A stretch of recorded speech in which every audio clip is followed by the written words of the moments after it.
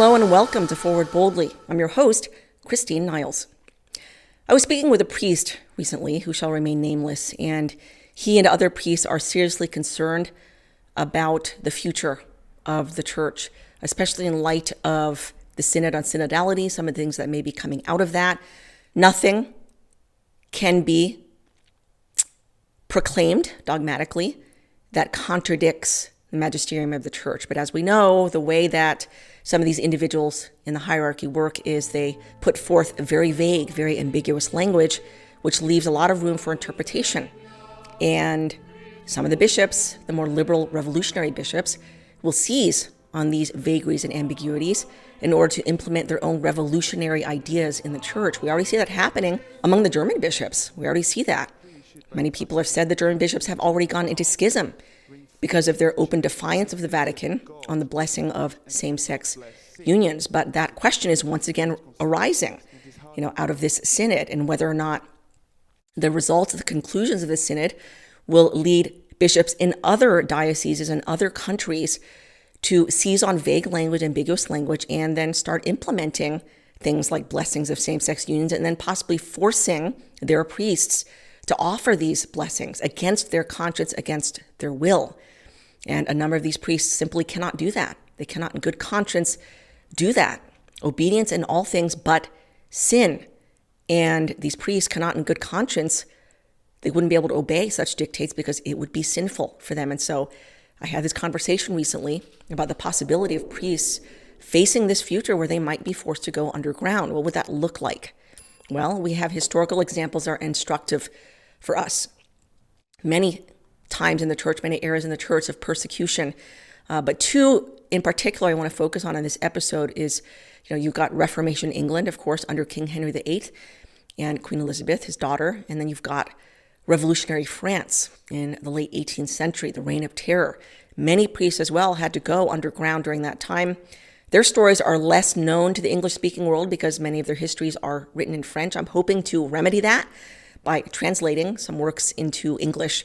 They were hunted, they were persecuted, they hid, they went underground, used disguises, went from home to home. A number of them executed, tortured and executed when they were found out, but their lives deserve to be known just as much as the heroic Jesuits of Reformation England. But let's take a quick look at some examples that can be instructive for us today as Catholics if we are indeed facing a future of persecution, being forced to go underground. Of course, in Reformation England, the most famous example is that of St. Edmund Campion.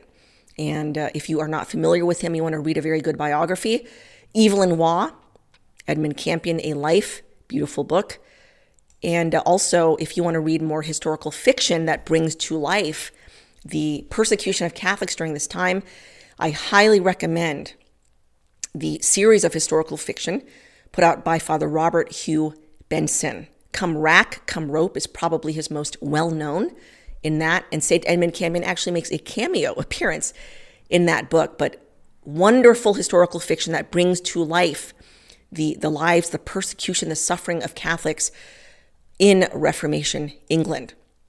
As many of you may know, Tyburn is where hundreds of Catholic martyrs were hanged, drawn, and quartered, brutally killed.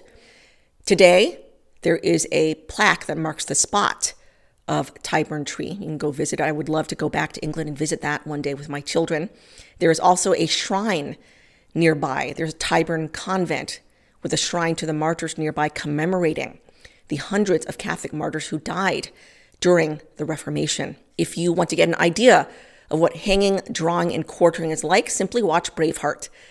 See what happens to Braveheart at the end of the film. And that gives you a pretty good depiction of what hanging, drawing, and quartering was like. Well, you're first dragged through the streets and people throw things at you and you're spat upon and all sorts of things, humiliated.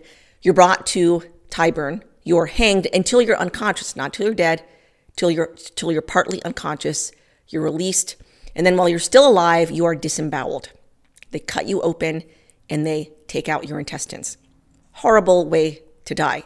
And this is indeed how St. Edmund Campion died. But his entire life is absolutely remarkable.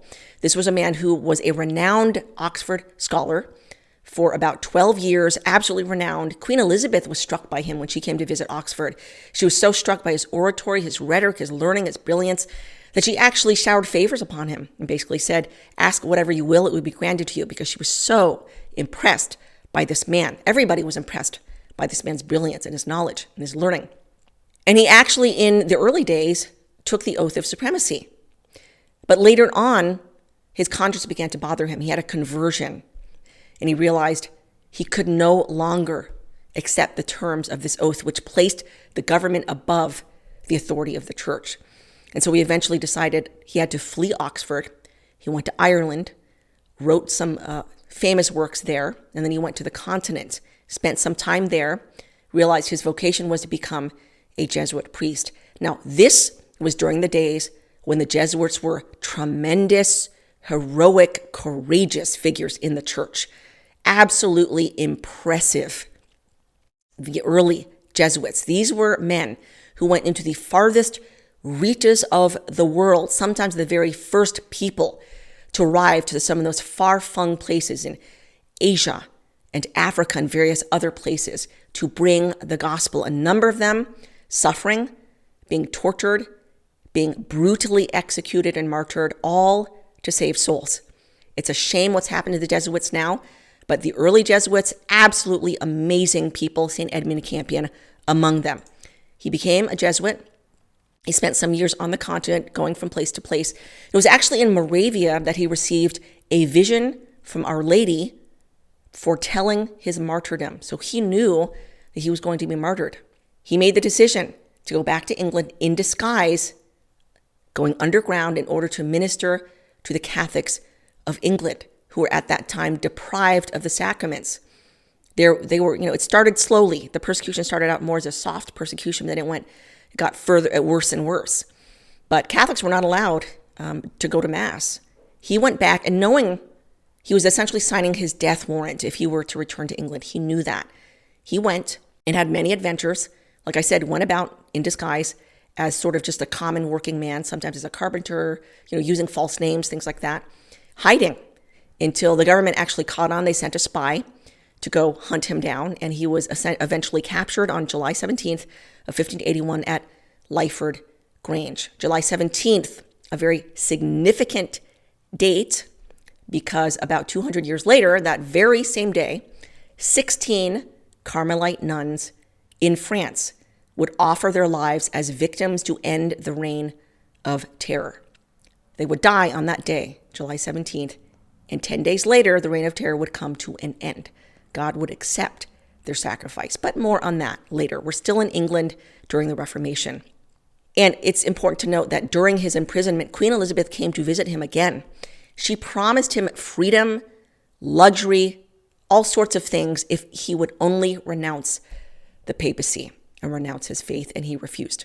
So he went to his death. As he was passing Newgate Arch, there's a statue of Our Lady. Greatly weakened, he still tried as best as he could to lift himself up to offer a salute, a sign of veneration to Our Lady. When he stood on the scaffold at Tyburn, and he was interrupted, he was taunted, he was giving his final words, and he was taunted and mocked by the crowd. People asked him to give his thoughts on the excommunication of Queen Elizabeth, because at the time, Pope Pius V excommunicated Queen Elizabeth because of her treachery and what she was doing, persecuting and killing Catholics. Father Campion answered by offering a prayer for the Queen. Prayer for, quote, your Queen and my Queen. He acknowledged her as his Queen to the very end. He gave his life for his Queen in order to convert her.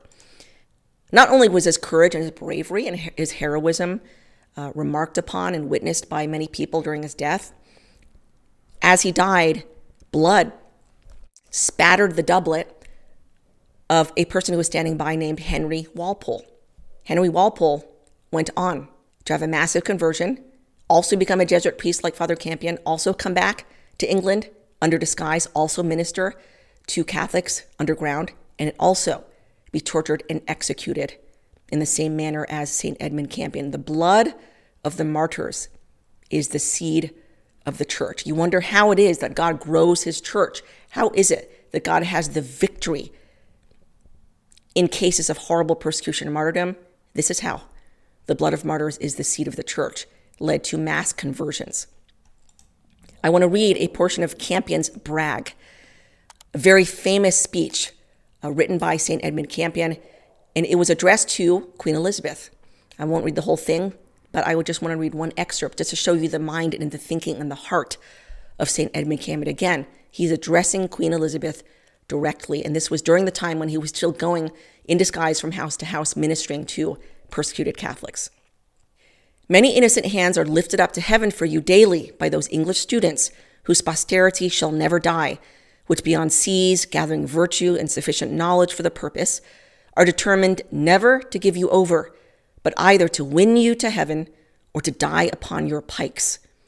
And touching our society, meaning the Jesuits, be it known to you that we have made a league, all the Jesuits in the world, whose succession and multitude must overreach all the practice of England, cheerfully to carry the cross you shall lay upon us, and never to despair your recovery while we have a man left to enjoy your Tyburn or to be racked with your torments or consumed with your prisons.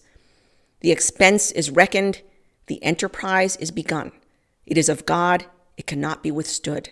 So the faith was planted, so it must be restored. Amazing. Another amazing individual during that time was Sir Nicholas Owen. His memory deserves to be known. He was the one responsible for building ingenious priest holes all throughout manses in England that helped priests to hide. You can see some of them here. This is a man who was also a Jesuit, not a priest, and he built these brilliant contraptions, places where priests could hide either inside the walls, underneath the stairs, underneath fireplaces, and various other places that would help priests to hide anytime officials would come knocking, going through the homes, looking for these priests. And it saved many, many, many, countless priests' lives, or at least allowed priests to continue to minister for much longer than they could have done without them. Sir Nicholas Owen was eventually caught. He was tortured and he was executed, and he never gave up.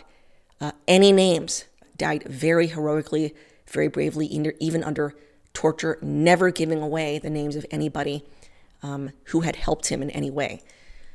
Amazing people, an amazing time. Let's move now over to revolutionary France, late 18th century. I already did a previous episode covering this. The most diabolical time in France, hands down.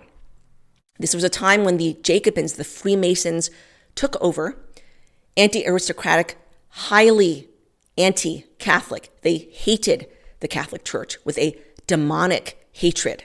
Just to give you an idea, on November 10th of 1793, these individuals did a ceremony in Notre Dame Cathedral where they desecrated the cathedral. Now, some of the histories of this ceremony whitewash what happened.